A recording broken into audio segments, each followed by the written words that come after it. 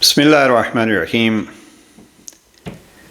نکتہ چینی محبت کی کینچی ہے، اس عنوان سے نہج البلاغہ کے خطبہ نمبر 138 کو لیتے ہوئے آپ کی خدمت میں حاضر ہیں۔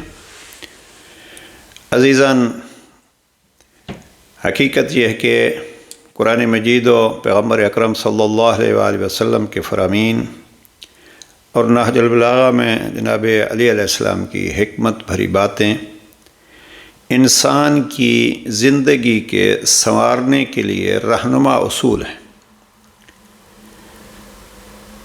اللہ سبحانہ وتعالیٰ نے انسان کو اس انداز میں پیدا کیا کہ قسمیں کھا کے فرمایا والتین والزیتون وطور سینین وہذا البلد الامین لقد خلقنا الانسان فی احسن تقویم۔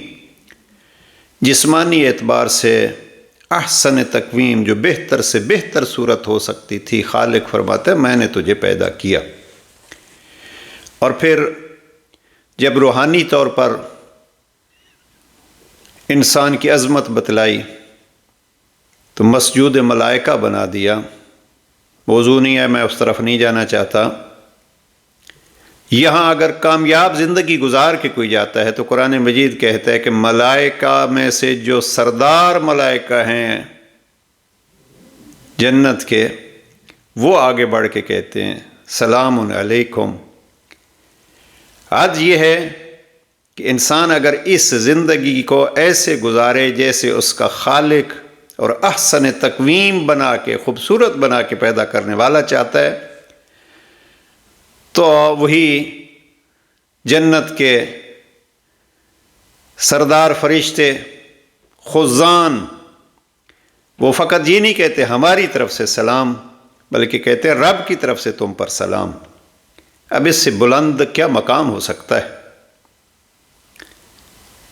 بلند مقام میں پھر وہ ذات مصطفیٰ کا وہ مقام معراج کے حوالے سے سبحان الذی اسری بعبدہ لیلا من المسجد الحرام۔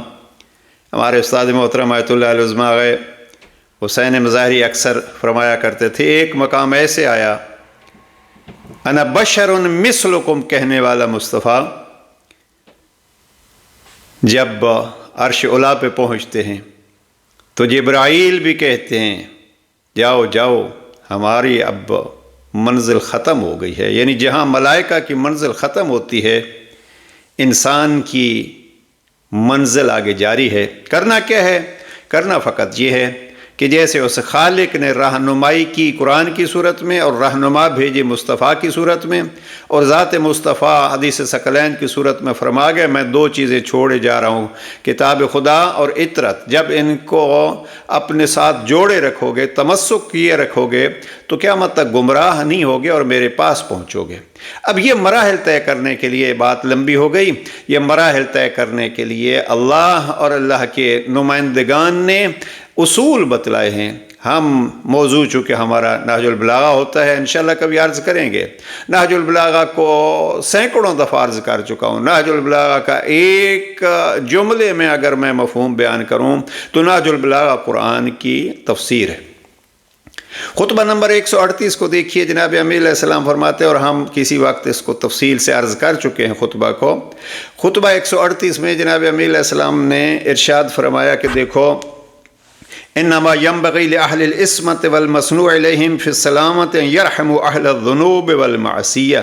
جو گناہوں سے محفوظ ہیں وہ یہ کوشش کریں کہ دوسرے جو گناہگار ہیں ان پہ رحم کریں اور ان کی معصیتوں کو درگزر کریں۔ بس یہ ہے ہمارا موضوع۔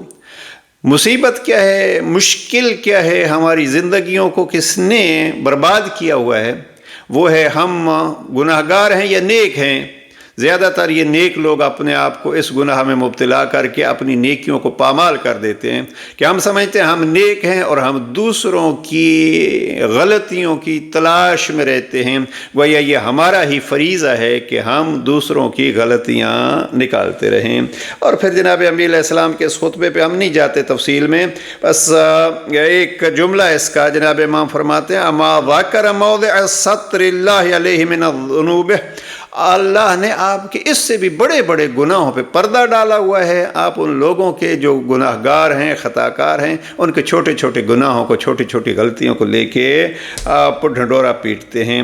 اور پھر ایک فرمان حکمت نمبر 349 میں جناب امیل علیہ السلام فرماتے ہیں من نظر فی عیب نفسہ اشتغل عن عیب غیرہ، جو اپنے عیب کی طرف توجہ کرے گا وہ دوسروں کے عیب بیان کرنے سے، ڈھونڈنے سے اپنے آپ کو دور رکھے گا۔ میں اس میں یہ عرض کروں کہ یہ نکتہ چینی کیا ہے؟ نکتہ حقیقت میں ہمارے ہاں اردو میں لفظ استعمال ہوتا ہے کسی باریک سی باریک چیز کے لیے، جس کو انگلش میں ڈاٹ کہتے ہیں، یعنی چھوٹی سی چھوٹی چیز بھی اگر کسی اور میں نظر آتی ہے تو اس کو لے کے ڈھنڈورا پیٹتے ہیں، اور اس سے سینکڑوں گنا بڑا عیب اپنے اندر موجود ہے تو اس کی پرواہ بھی نہیں ہوتی۔ نکتہ چینی، میرے سامنے یہ کتاب ہے، مجھے پسند ہے، ان کی کتابیں اکثر حوالہ دیتا رہتا ہوں، میٹھے بول میں جادو ہے، ڈیل کارنیگی۔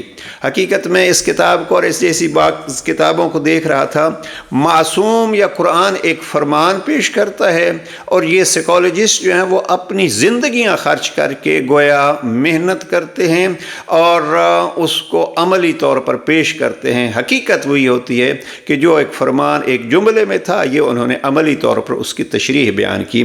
میں یہ ایک موضوع دیکھ رہا تھا، خانہ آبادی سے خانہ بربادی تک کا راستہ۔ یہاں انہوں نے نکتہ چینی پہ بہت ساری گفتگو کی ہے، ابھی وقت نہیں ہے۔ نکتہ چینی کیا ہوتی ہے؟ دوسروں کے چھوٹے چھوٹے عیب کو بڑا بنا کے پیش کرنا، ایک دوسروں کے چھوٹے چھوٹے عیبوں کا شکوہ کرتے رہنا۔ تیسری چیز یہ ہوتی ہے کہ اگر آپ کسی اور کی طرف دیکھتے ہیں تو اس کے عیبوں کو دوسروں تک بھی پہنچاتے ہیں، یعنی پردہ نہیں ڈالتے۔ اس کو کہا جاتا ہے شکوہ سرائی ہے، نکتہ چینی ہے، عیب جوئی ہے۔ کوئی عیب بھی نہ ملے تو ہم تلاش کرتے ہیں کہ یہ عیب ہو۔ میں ایک واقعہ دیکھ رہا تھا، مثلا اس نے ڈیل کارنیگی نے اس میں بڑی تفصیل سے لکھا ہے، اور ایک میاں بیوی کا ذکر کرتا ہے، اور یہ کہتا ہے کہ حقیقت میں 3-4 جملے اس کے ڈیل کارنیگی کے ذرا سنیے۔ ڈیل کارنیگی کہتا ہے کہ نکتہ چینی محبت کے باغ کو لحظے میں بھسم کر دیتی ہے۔ شیطان کی چالوں میں سے ایک بڑی چال نکتہ چینی ہے۔ نکتہ چینی کی شعلے بڑے بڑے پیارے رشتوں کو راکھ بنا دیتے ہیں۔ نکتہ چینی کا ڈنگ بڑا زہریلا ہوتا ہے۔ عزیزان، آئیے اس کو شروع کریں گھر سے، اور انہوں نے جو مثالیں دی ہیں وہ میاں بیوی کی مثالیں دی ہیں۔ کوئنٹ لیو ٹالسٹائی کی بیوی نے اس حقیقت کو پایا، لیکن بہت دیر سے پایا کہ میری نکتہ چینی کی وجہ سے میرا شوہر کہاں پہنچ گیا۔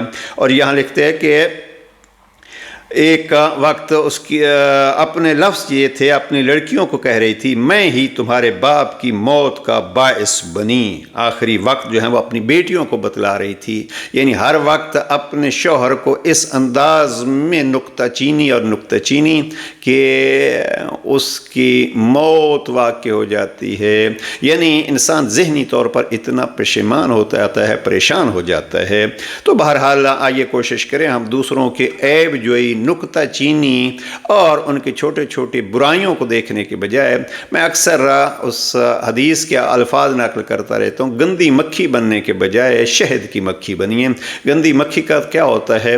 وہ پورے باغ میں پھرے گی تو دیکھے گی کہیں گندگی ہے تو اس کو ڈھونڈتی ہے، اور اگر پورے باغ میں اس کو گندگی نہیں ملے گی تو وہاں وہ نہیں بیٹھے گی، اور کہیں جا کے گندگی کے ڈھیر پہ بیٹھے گی۔